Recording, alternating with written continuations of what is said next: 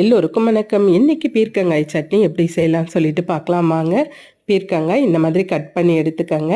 Case on பண்ணிவிடுங்க. ஒரு கடாய் வச்சுருவோம். எண்ணெய் விட்டுடுங்க.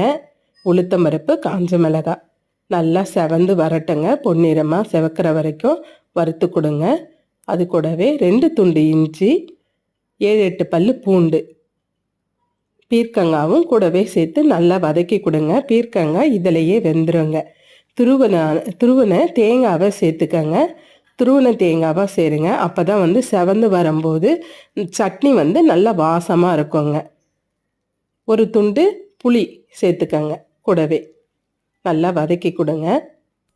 இது கூடவே பெருங்காயம் கொஞ்சம் சேர்த்துக்கங்க. கல் உப்பு சேர்த்துக்கங்க. கேஸை ஆஃப் பண்ணிவிடுங்க. கல் உப்பு சேர்த்த பிறகு இந்த ஆறின பிறகு மிக்சி ஜாரில் போட்டு ஒரு சட்னி பதத்துக்கு அரைச்சி எடுத்துக்கலாங்க. இட்லி தோசைக்கு அருமையாக இருக்குங்க. சாதத்தோடு கலந்து சாப்பிடவும் நல்ல டேஸ்ட்டாக இருக்கும். கண்டிப்பாக ட்ரை பண்ணி பாருங்கள். சட்னி ரெடி ஆகிடுச்சு. ஒரு தாளிப்பு கொடுத்துருவோம்.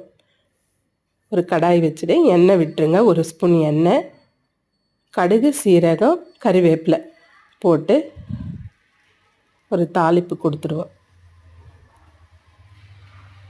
அவ்வளோதாங்க, சட்னி ரெடி ஆகிடுச்சு. கண்டிப்பாக ட்ரை பண்ணி பாருங்கள். உங்களுக்கு இந்த வீடியோ பிடிச்சிருந்தா லைக் பண்ணுங்கள், ஷேர் பண்ணுங்கள், கமெண்ட் பண்ணுங்கள். மறக்காமல் என்னோடய சேனலை சப்ஸ்கிரைப் பண்ணுங்கள்.